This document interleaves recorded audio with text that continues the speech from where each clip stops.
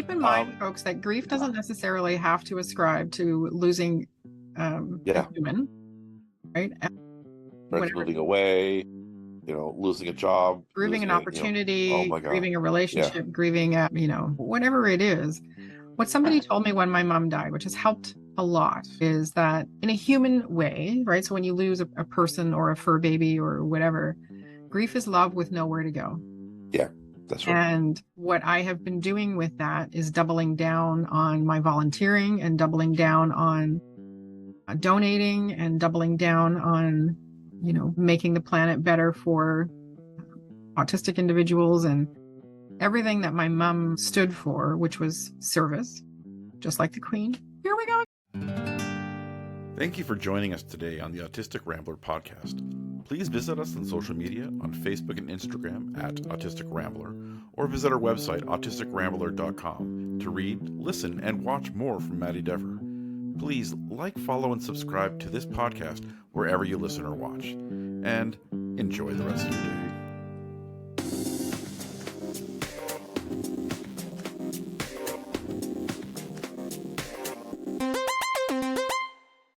We are so far off this. So, good morning and welcome to Across the Desk. And we're jumping in with the Autistic Rambler and my lovely Maddy Dever. And it's a weird day. Yeah. It's a weird day. Yeah, it's I was gonna make a chess joke about queen to queen, but probably not today. Yeah, I know. That would be a rook mistake. Oh, you did it anyway. I did it anyways. Timestamp. Yeah, you know what? I thought I was going to be okay, and I'm gonna power through it. It's okay to not be okay, and that's that to somebody at a funeral. Yeah, it's okay to not be okay.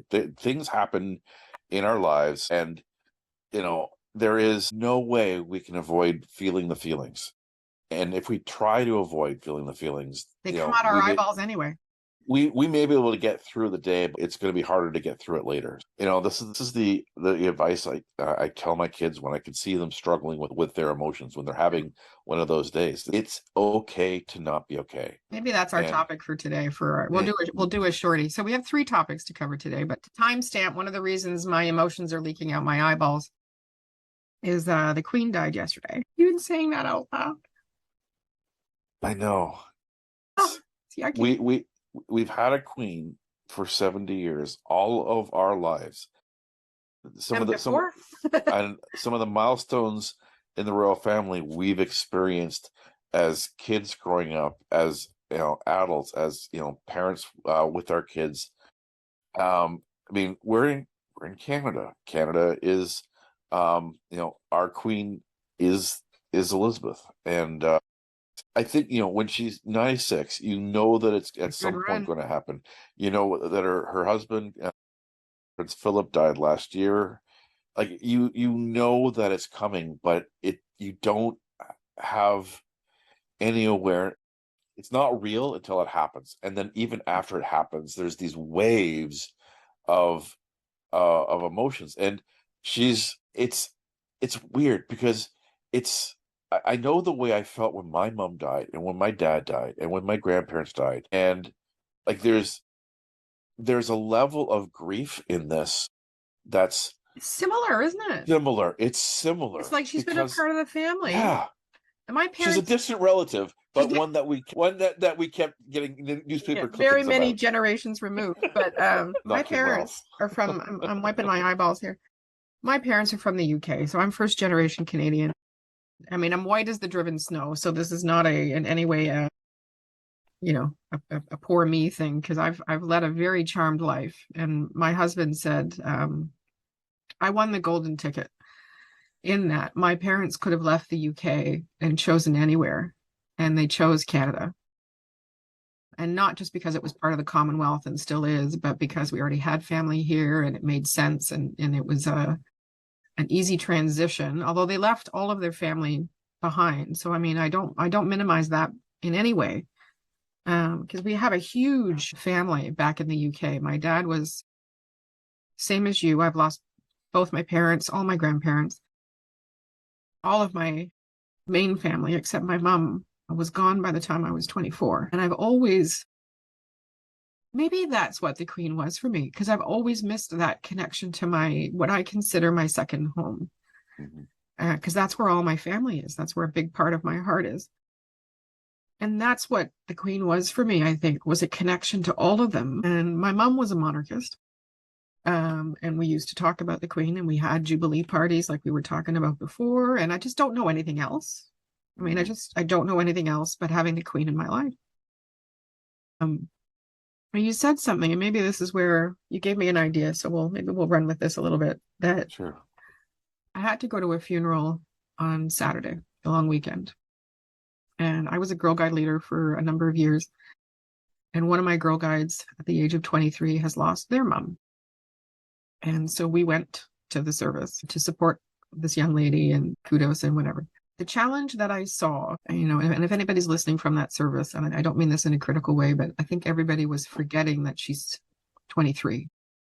Yeah. Everybody was expecting her to be okay and be the hostess and be introduced and, this. And my daughter and I were getting ready to go because Mariko was in my guide unit with Vanessa.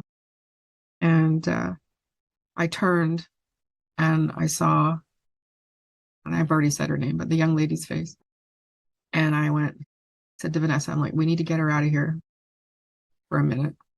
She just looked lost and overwhelmed, and she was being absolutely remarkable. But I said, honey, let's step out for a little bit. I said, it's really kind of warm in here. So this was under the guise of being warm, but I think she just needed a break from the crush of people. Her arms were full of cards and papers. And I said, here, there's a place out here. We can go and put those down. Let's go take a little break. And then somebody came out and found her and tried to drag her back in. I'm like, she needs a moment. Yeah. And she said, she said in the service, like it wasn't a service, it was a gathering, whatever. She said, I don't think I'm okay.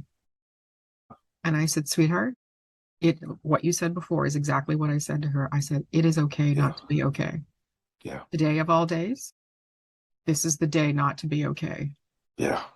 I said, and I said it, and I get that. I said, I just lost my mom 3 years ago. She was my best friend. I get it. So let's step out.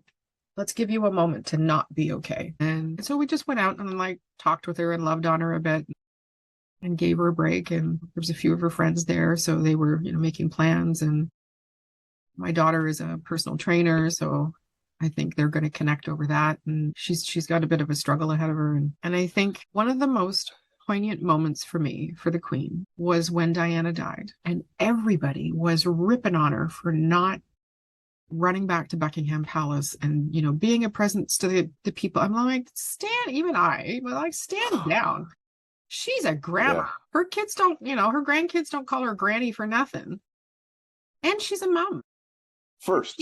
And she knew Diana before any of you claiming our people's princess crap. Yeah. And when the Queen came on and had to remind people, as a grandmother, my first priority are my grandchildren. Yeah. And while I mourn with all of you, I have to keep, at that point, because in 91, and this ties together, I promise. It's a bit of a ramble, but it ties together. Ramble. Oh, what does it ramble? So my father passed away when I was 20, and at his funeral in 1991, stiff upper lip. I did not. You just got it done and tried very hard not to be crying and stiff upper lip, and you don't show that level of emotion, and this is public, yada, yada, yada. And I remember I was near the front entrance or something. I'm not quite sure what was going on. And my dad's business partner came up to me and he said, Elizabeth, how are you doing? And this was the gentleman who had to call and tell me that my dad had died. Not a good day for him either. And I said, Mr. Holliday, and I swear to you, I was sane at the time. I swear to you, what I'm about to say came out of a sane person's mouth. I said, I don't think I'm doing okay. And he says, okay, that's okay. I said, no. I said, I keep crying. I said, just stop crying. And honestly, he's looking at me like I have literally lost my which I probably in retrospect had. And he's like, well, no, that's okay. It's okay that you're crying. And I looked at him and I said, no. I said, Barris's don't cry. That's my maiden name, by the way. Shocked. Yeah. You pun on that, right? Yeah, that's not yet. Not yet, Betty. There's a whole bunch you can do with that, but There are some that popped in my mind, but I'll let you continue. yeah, you won't be the only one. There's a reason I took my husband's name when I got married. Yeah. And by the way, those of you who think it's sexist for a woman to take a man's name when they get married, sometimes you're leveling up, because my last name was spelled Barrass. You can go with that. Not yet. So I went from being referred to Elizabeth Barrass to Mrs. Plouffe. Who's going to choose? Mrs. Plouffe. It's Plouffe. When people screw up your name, I had the choice of Barrass, Bearass, Harass, like all kinds of, to Plouffe or Plouffe, which, whatever. Sometimes, ladies, we're leveling up. It's either Plouffe or minus. Oh, I never had that one. That's a good one. There you go. So I needed to understand at that age that it was okay not to be okay. And I don't think we do that enough for people. And I know, we'll tie it back to the autism community, that mental health and health services and having to fit in and all of these constraints and all of this bullshit that gets tied together with societal expectation. You know what, folks? Yeah. And I don't mean this against autism, but it is okay not to be okay. It is okay to say you're not having a good day. It is okay to stand out and wear whatever you want to wear and be who you're going to be. Yeah, it's these last 3 years, especially during the pandemic, where everything has changed and things change again 100%. And things change again, when there's absolutely no certainty, there's no consistency. It has been a You're not helping with my mental state here, Betty. Well, it is not. It has been a hard thing to deal with the emotions behind it, and I have had so many autistics, kids, teens, adults struggling with it, and it comes back down to it is okay to not be okay in a time where Instagram makes it shiny and barring everything else, it's a tough time. Yeah. So it's allowing ourselves to have those emotional times, allowing ourselves to be down, allowing ourselves to need help, to need support, even in a life that we might be stoic amongst other things. If we can, as a society, learn to be kind and patient with ourselves and kind and patience with each other, then the days like yesterday where another big massive change in our lives, it's mess. We need to let our emotions flow so that we can be able to get through it. When we hold in emotions, when we hold in the really big stuff, it physically affects us, and we then have the physical manifestations of the stress we're feeling, but we also we lose the control of our emotions, of ourselves, of our self-control in a bigger way. And that is something that a lot of autistics struggle with, because really cool. Because we do not, when we don't know how to express something, and we feel that we have to hold it in, we have to mask, when we have to be something, and we don't get to process that emotion, or don't get to process that emotion healthily, we then get everything comes out somehow, right? The emotional energy, any type of energy that we're dealing with, if you bottle it up, at some point it's going to come out. And if you do not find the way to safely let it come out, you're going to run the risk of losing control when it does come out. And that's always problematic for autistics, because we're looked at as android robots who don't have feelings, and then when we have the feelings, it's like, you're a behavior problem. Like, and I said cool before. When it's just because I said cool because you said such a really cool thing, which is when we hold them in all the time, it makes it harder for us to handle them. So something that could be inconsequential to somebody, right? The last cookie is gone, whatever. there are certain days of the month where the last cookie is more important to ladies than others. And there's some days where, like, I don't care, the last cookie's gone, whatever. There's other days where I'm going to rip you a new one because you have taken my cookie. Yeah. That could have more to do with, like you mentioned before, the level of stress and uncertainty and whatever that somebody's dealing with. They haven't been able to ever let that out. You're going to, that Mentos experiment? Yes. That's what's going to happen. Like, if you need a visual, you're just, all of it is just coming out. Let it go. It's either coming out your eyeballs. It's going to. Yeah. So another personal overshare. Brought to you by my ass. So literally, no, there's to tie your thing together there. So dad died when I was 20. There was a lot going on at that time. That part we don't need to worry about. But I ended up with a gastrointestinal issue, and nobody could figure out what was going on. And went through umpteen tests, and this is where my hiney comes in, and ended up in a gastroenterologist's office. And I'm telling you, every way you could get violated having a test done to figure out what's going on with your innards, I was a part of that. Been there, got the ticket. Got the tickle. So sitting there with a gastroenterologist, and he's like, look, basically all your tests are fine. Like he says, you got a small kink in your colon. He's like, but allergists are full of shit. His words, not mine. And they just like to find something. I said, okay. But then he looks at me rather quizzically. Now, for a timestamp, I'm 21 at this point, 22. I'm now 52. So 30 years later, this made an impression. Yeah. And he looks at me, he says, I want to ask you a question. I'm like, okay. Like, you've seen my bum. Like, what else can you? There's no other way to be vulnerable. And he says, if you gave somebody directions and they got lost, how would you react? And like any true autism adjacent individual, I needed options. And I said, well, because that was a pretty concrete, right? And I was like, well, I said, that would depend. And he looks at me, guessing that nobody has answered him truthfully before. And I said, if I give you directions and you go A, B, C, D, and you get lost, okay, like something went wrong. Let's work on that. And maybe I gave you the wrong directions. But if I tell you to go A, B, C, D, and you go B, C, D, A, I'm going to hand you your ass. And so this specialist is trying very hard not to laugh at me, has to look down, collect himself, and come back up. And he said, okay, you're an extreme type A.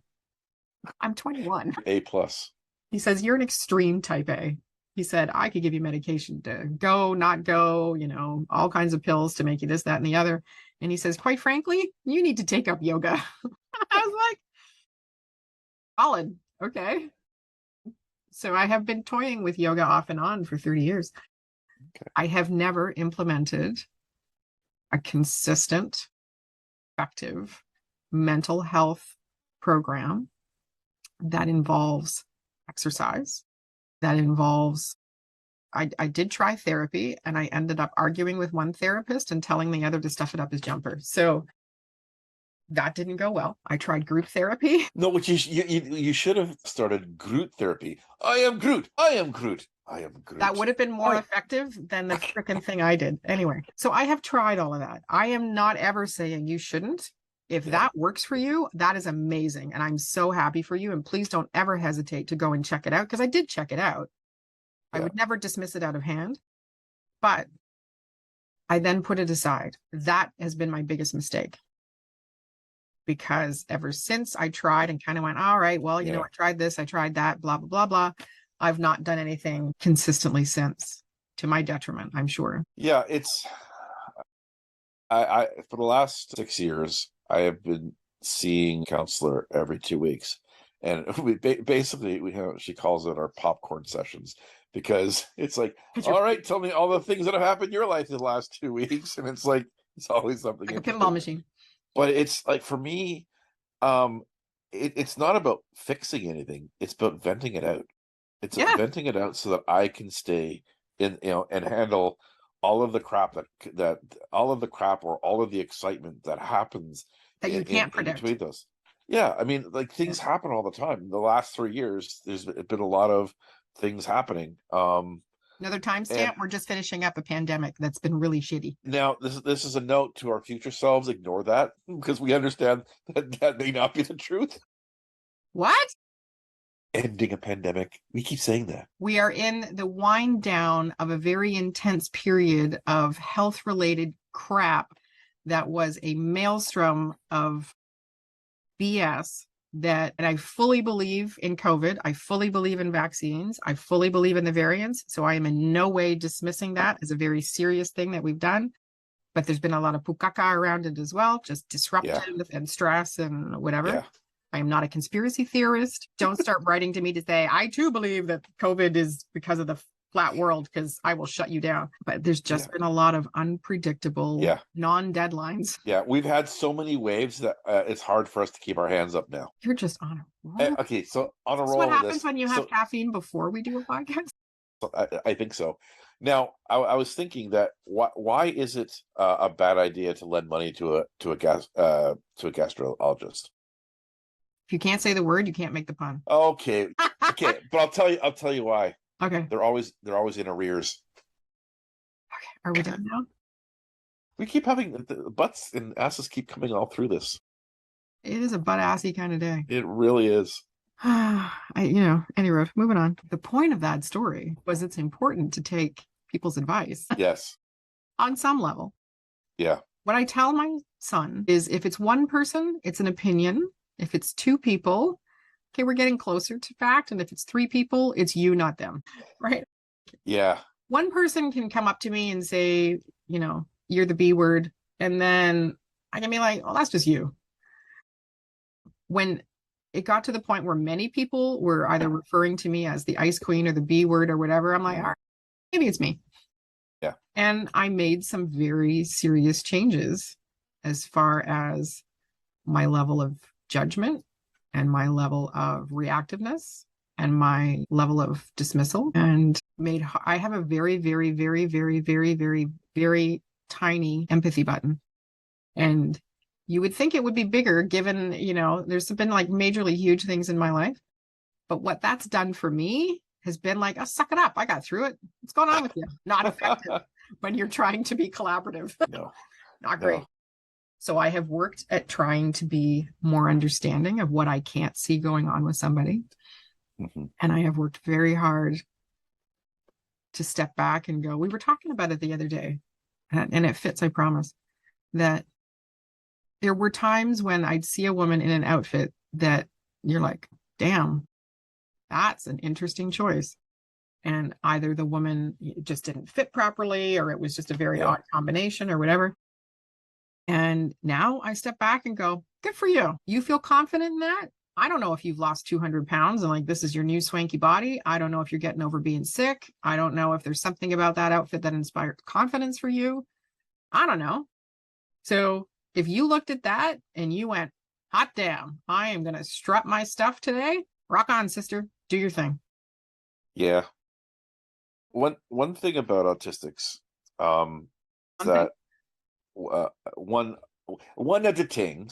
the things, if you ask us our opinion on something, be prepared for an unfiltered, right straight from the heart response. And it when people ask me, I've gotten, I'm 46 now, coming close to 47. My approach to things has changed, especially a lot in the last 10 years, especially more in the last 6 years. I had so many issues growing up where people would ask, what about this? What about that? And I just bluntly say what I thought. And there always be surprised when I got a negative reaction.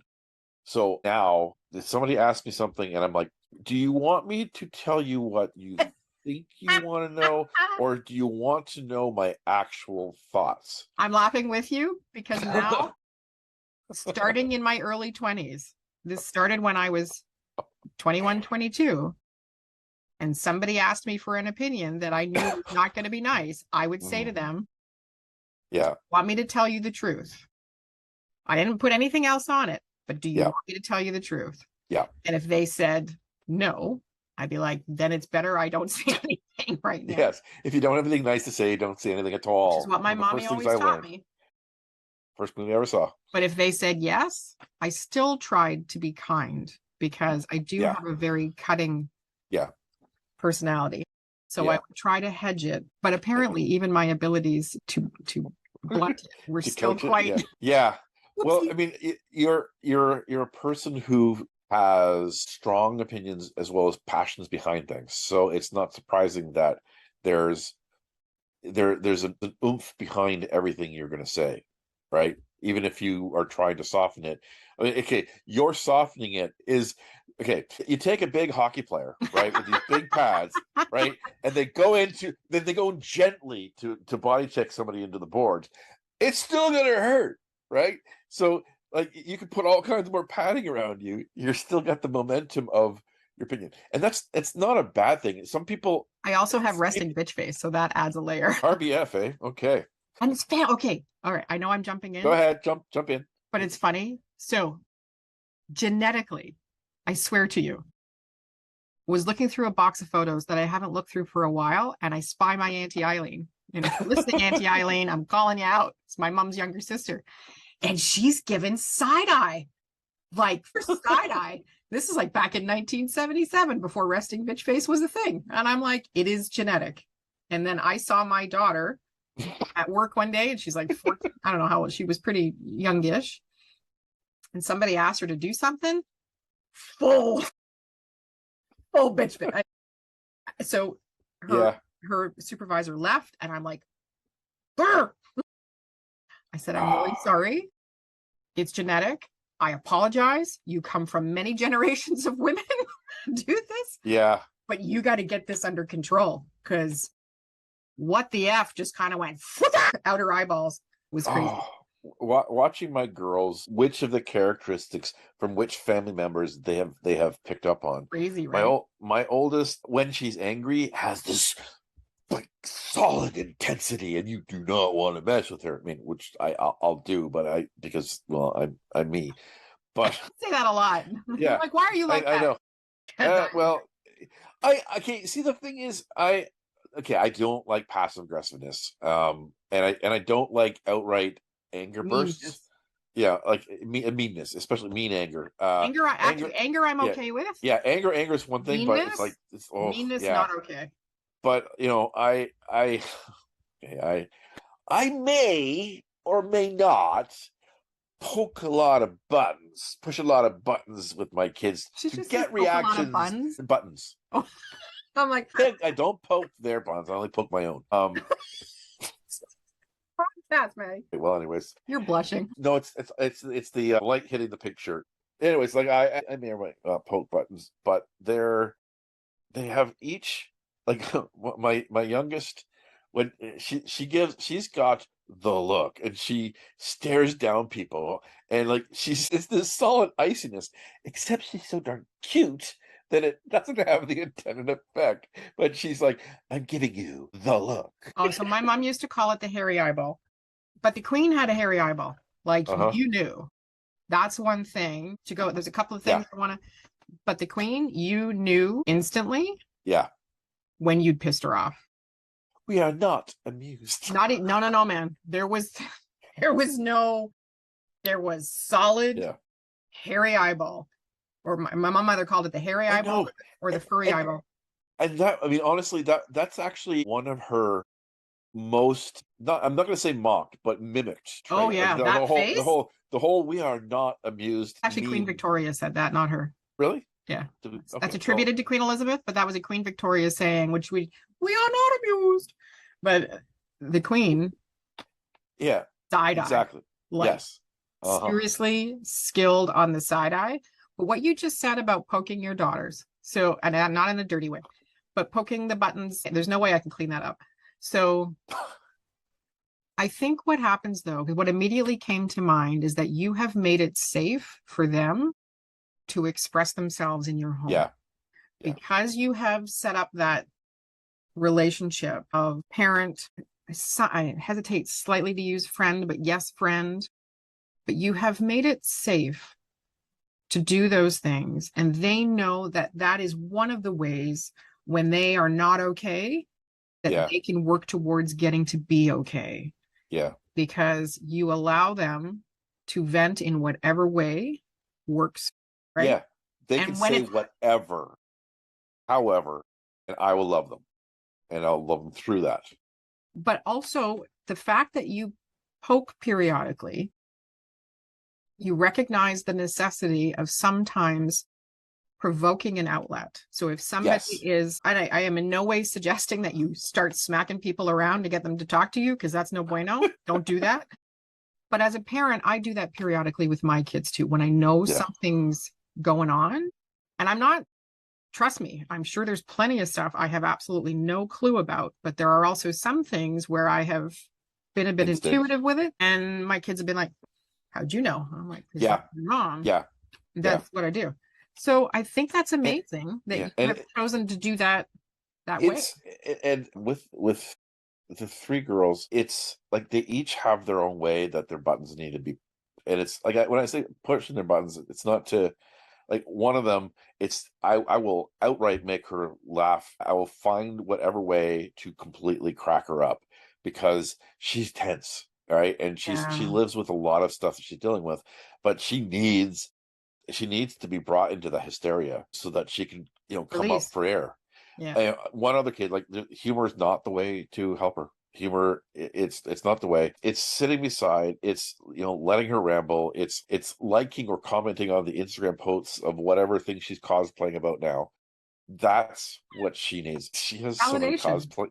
Yeah. And another kid, she just, there's sometimes she just needs deep talks. She needs to get away from everybody else and just breathe, and then have the deep conversation. We did on Tuesday. I texted her after she came home from school and say, how was your first day? And I could tell from her answer, it was mixed. So I was like, you know what? Why don't I come over? I'll grab you something from Timmy's and we'll go for a walk. And we did that, and she took her a bit of time, and then she just, we talked about all of the different aspects of her day. And it wasn't that it was a bad day, but it was just just not okay. Yeah, it was not. And you can't just ask her questions. You gotta let her, you gotta give her the place to give her the space. And she does react to humor, but I know enough that she likes to ride the wave of some humor, some seriousness, some humor, some serious. And I think she's the kid that loves my randomness the most, but also likes to know that somebody really considers her opinions important, and not. I'm going to back up for a second, because my son gave me a bit of an eye opener a couple of years ago, and obviously that stiff upper lip of mine is a bit of a challenge, and I'm a bit of a serious. I hear Botox does well. That stiffens it more. We don't want more stiffness. We want to relax. Your lower lip, so it's all in. Anyways, go on. Seriously. So I've just always, like, from a very, very young age, independent, get it done. That's just always been my go, right? What I didn't realize was what my son was seeing was that I was doing it all myself. What he didn't see was the amount of help that I got, right? So either through books or videos or conversations I was having with peers at networking groups or whatever that was. And a couple of years ago, he was doing his visual and creative arts at Sheridan, and he was struggling a bit with one of the courses, right? So my son's also dyslexic and excellent reader. He also has a fine motor visual integration issue. So physically writing, not great for him. Typing, like the thoughts that come out of him, he's a smart guy. I've had him tested, like Sheldon's mom. He ever comes out with something boneheaded, I'll be like, I had you tested. That's no. And he's like, yeah, I'm not doing great with this particular course. And he was really afraid of failing. And I said, okay, well, like, why are you afraid of failing? And like, failing doesn't feel good. I said, okay. I said, but you know what would be worse? And he was like 19 at the time, something like that. And he looks at me, he's like, what? What could be worse than failing? And I said, not failing, ever. Yeah. I said, going through your entire life in that little safety puddle of not doing anything. I said, I wrapped it up with him saying, look, there's 3 things you can do with failure. I said, you can change why you failed. You can change how you feel about failure. And you can change how many times you fail, because the more you fail, the less you're afraid of it. Yeah. And you find more solutions. And he's like, but you never ask for help. I was like, what? He's like, well, you do everything. You never ask for help, because I was getting on his case about not asking for help. Yeah. Sweetheart, that's so no. I said, I ask for help all the time. Maybe, well, to me, it seems like all the time. I said, if I have a question or a struggle or whatever to do with my business or, just entrepreneurship life or whatever, I said, you can bet I go to people smarter than me. I'm like, why wouldn't I? Why would I keep cracking my head against a wall instead of asking for help? And I think where I have failed my kids is not demonstrating good mental health habits, and not like, I journal and I do some other stuff and I go for walks and I get together with girlfriends periodically and whatever, but I don't think I have demonstrated good attention. And sorry, I'm pausing because I'm trying to say something without saying something. My daughter needed support with something and absolutely refused to get help with it. And thinking back now, is that because that's the example that I set, that you just buck up? And I thought I had done better than my parents, but maybe I didn't. We just fail our kids differently. It's we don't make the same mistakes our parents did. We make new ones because humanity, yay, in a box. That's what we need. My mom, I love her so much, but she gave me the attitude that I could do anything. So I did lots of things, and I did lots of things and whatnot. But when I would be failing, she would step in, blunt the effect of that fail. When I was young, I did not get to experience the effect of failing, but my dad had the philosophy that the best way to succeed is to fail. Failures are just as important as successes. So when I played sports, I didn't mind losing. I mean, I didn't like losing, but I knew that that it was part of getting better to win more and to be better. So one day, just one game. And so in my 20s, when my mom wasn't really able to blunt me from the failures, and I had some spectacular failures, it was harder for me to know what to do to pick up from them because I didn't have that experience. My sister and I talk about this a lot. That's like we're old enough now to understand our parents' failures. Also, to understand that parenting is a you are given no instruction. It's all it's like we've struggled enough for our own kids to have peace with our parents for failing us in those areas where they did. But I look back though, and her heart was in the right place, and probably thought you were already dealing with enough. So what can you? Yeah. And with my kids, like I try to. I have this philosophy of parenting where there's this big box of boundaries, right? The wall of the boundaries is where I need to put my foot down. These are the absolute important things that my kids can't do or they should do. But everything in it, the older they get, the bigger the box is. I want them to experience things. I want them to succeed. I want them to fail. I want them to ask for help on how to do it, but to learn to fix things themselves. And asking for help is not a failure. Yeah, and I have one child, which I won't mention which one of them, has a real difficulty in asking for help.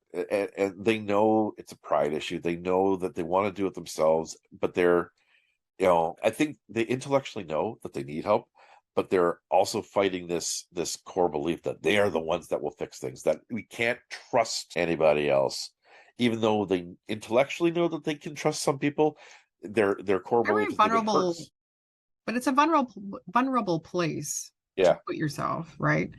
And if you're dealing with multiple things, like we've mentioned before, that school systems and all kinds of things, they breed in this they either build learned helplessness in individuals who have struggles, because there's the perception and the bias towards the lowest common denominator. And so falling into that learned helplessness, what I found is if you ask for help, then they smother you with help. Oh God, yeah. And they don't let you then take on any kind of risk or go above the expectation because you've asked for help. Yes. That must mean that you can't cope with anything else. Yes. And I think when we do that mixed message of asking for help, well, yes, you should ask for help. But then if you also have a diagnosis, the perception is that you need help with everything. Yeah, exactly. And it's like, no, just one thing. Yeah. What I tell my kids is that that I'm here to, I don't want to smother them. I'm here to mother them amongst all of their other mothers. I need to be You're a mother along from another beside you. mother. Exactly. I don't know. My role is to come alongside them Yeah. and pick them up when Mhm. they fall. But that may be why they fell. I might have tripped them. Exactly. Solid. It's the path of life. It's the circle of life. Yeah, my son and I do that when we go over the Skyway Bridge because we tend to be hitting the Skyway Bridge just as the sun comes up, and a couple Oh of times my it's gosh. been, put it in it. We have an interesting relationship. Well, exactly. Anyway, so we began. This was not our topic for today. I'll be honest with you. Before we started talking, I was not okay, not okay at all. And as soon as Maddy came on, and one of the reasons is that I know with Maddy, if I come on, and I don't do this often, like, but if I'm having a moment, there's going to be no judgment. There's going to be no whatever, and and I don't cry in front of many people, which is probably another thing I have ingrained in my children, which is not positive. I was a hot mess. Maddy asked a very good question. Are you okay to do this today? And, no, I was not okay to do this today. But sometimes you need to do things that you're not okay to do. And I'm never suggesting you should sacrifice your mental health. But what you should do is evaluate the payoff of pushing through a difficult moment to get to something that is going to help you feel better. After every time I talk to you, Maddy, every single time, I learn something. I laugh my ass off and I feel better.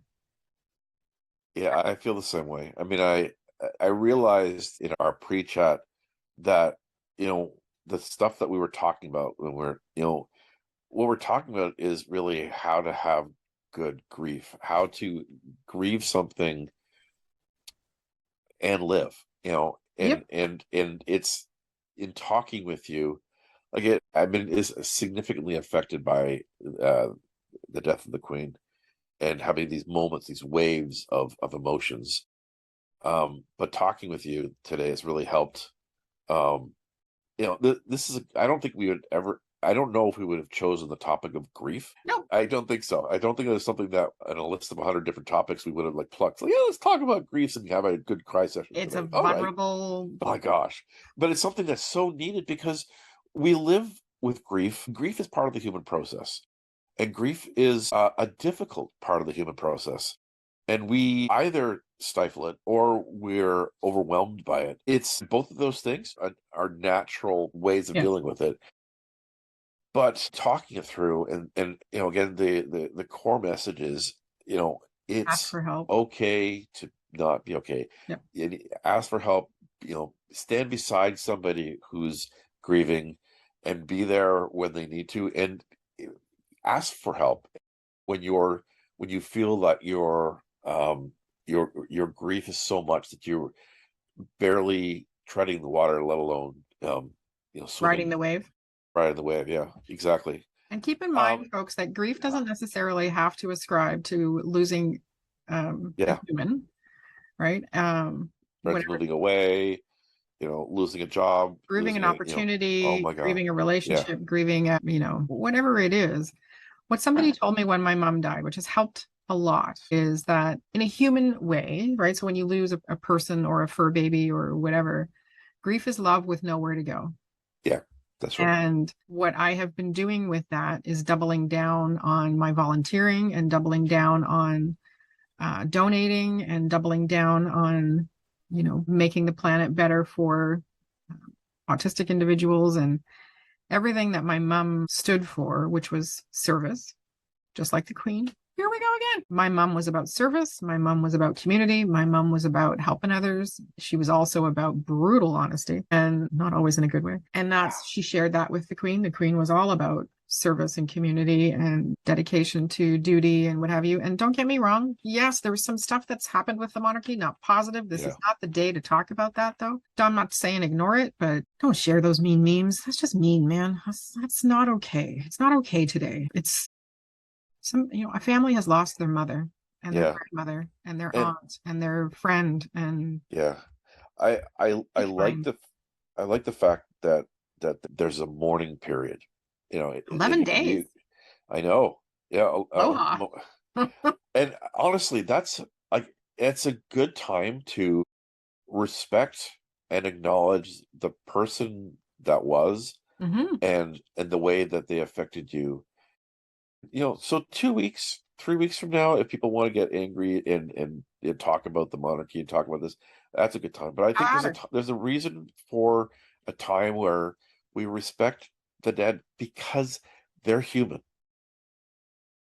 I say this a lot, and I try to remind autistics, I try to remind people with disabilities that your value isn't in what you've done. Your value, is inherent because you're human.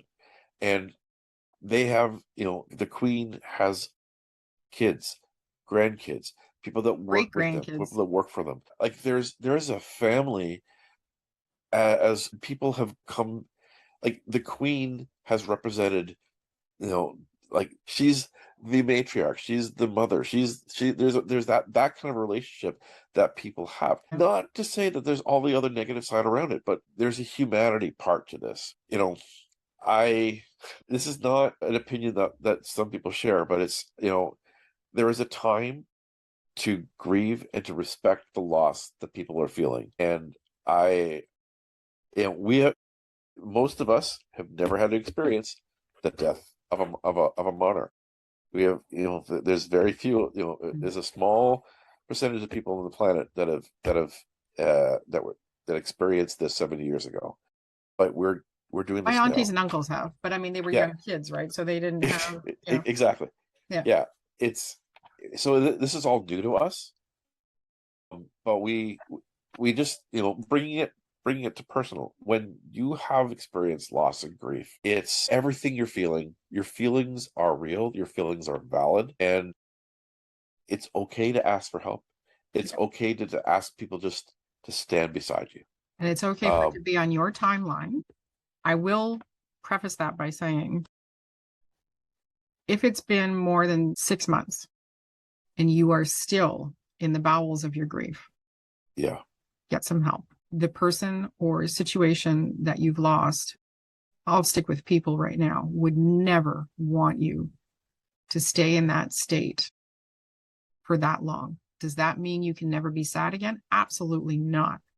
It was about a year after my dad had passed away, and I was visiting somebody, and I brought something up, and I got a little sad about it. And they looked at me and they said, "Aren't you over that yet?" God, no. It never ends. They not only had their biological father, they also had a stepfather who had been. So they have no idea. And so I said, "What did you just say?" And they looked at me and they said, "Well, aren't you over it yet?"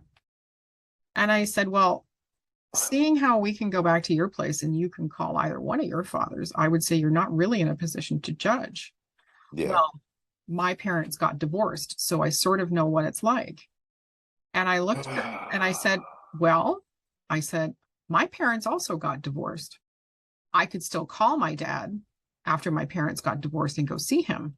I can assure you that's not an option. I now have to go to a cemetery and look up a wall and imagine the little box that I had to put in there.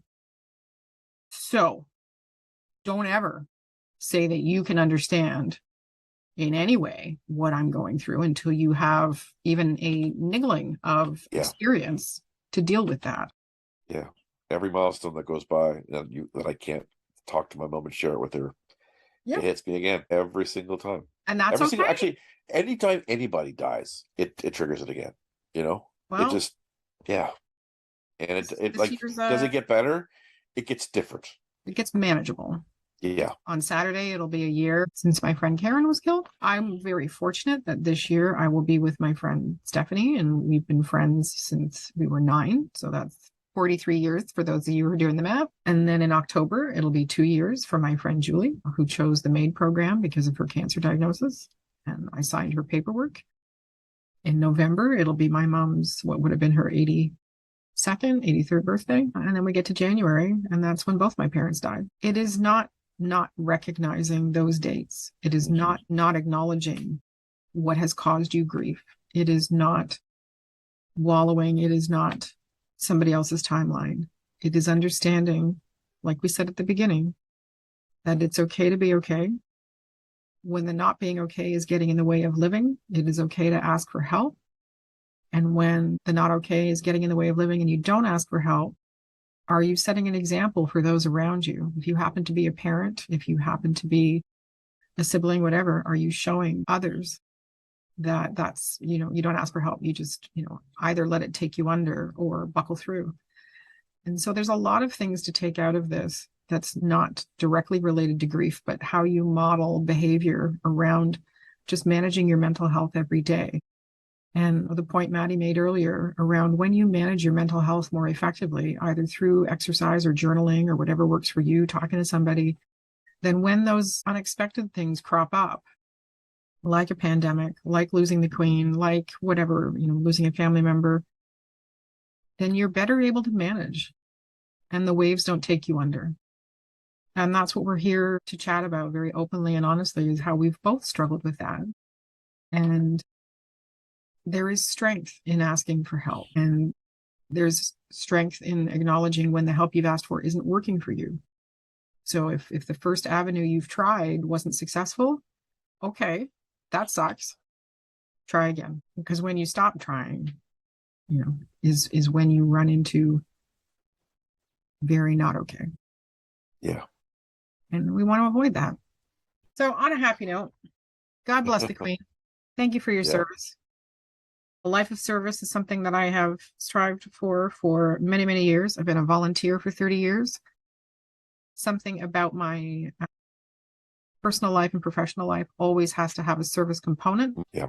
Because you leave the world a better place. And that's what we could be doing. I'm just honored to have known of her. Yeah. To be named after her. Pretty freaking cool. And inadvertently, I discovered so was my mom, because Elizabeth's full name was Elizabeth Alexandra Mary. Did not know that. One of my daughters has a middle name, Elizabeth. We're just cool people. Yeah. I mean, I don't have a crown yet, but I'm working on it. I'm just saying. I'm not kidding. I'm getting a crown pendant. It's coming. It's coming. It's a coming. Oh, and I have a Queen Funko Pop on the way. Freddie Mercury? I'm tempted. That's another thing. Okay. So we're going to wrap up for today. If you have any comments or questions or feedback or whatever, if you need help, if you're in your area, please take a look. I mean, don't go to Dr. Google, but there are plenty, I'm sure, in whatever area you might be listening from, of services that you can access. Reach out to a friend, crack open a journal, just do something that is going to help you have a better day, and you're going to be okay. All right, Betty? All right, Betty. Decided to call Maddy Betty periodically, and then that just, helps. It's just so wonderful. Yes, absolutely. It just makes me so smile deep inside. Wait, that's my stomach rumbling. I'm hungry for, okay. Yeah, solid. I have to watch which is what. Yeah. All right. Thank you, everybody. Maddie's going to stay on. We appreciate you listening. And next time, we're actually going to talk about what we should have talked about. And what was the one? Was it the growing your strengths? You know what?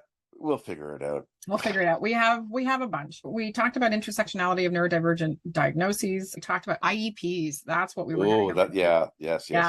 And my it'll be a teachable moment. Yeah. What I put in our notes was the suckage is real. And I've dealt with IEPs for a long time. Advocacy is an absolute necessity or nothing will happen. And then we'll be going into what should support your child and making sure that the IEP doesn't get weaponized, because it can happen. And also managing your expectations of what a school can provide realistically, because I think some parents get into this maelstrom of the school must do absolutely everything, and the country neither has the budget nor the resources for the everything to be the be all and end all for your kid. But having said that, you do need to advocate to do the best with what you've got and then fill in the gaps otherwise. Tis what it is, but that is what's coming up. That was what's supposed to be today. Darn that queen for dying when she wasn't expected. Oh, I know. Little cheeky monkey. Know. All right. Thanks, everybody. We appreciate your time, and we will talk to you soon. Bye-bye. Thank you for joining us today on the Autistic Rambler podcast. Please visit us on social media on Facebook and Instagram at Autistic Rambler, or visit our website, autisticrambler.com, to read, listen, and watch more from Maddy Dever. Please like, follow, and subscribe to this podcast wherever you listen or watch. And enjoy the rest of your day.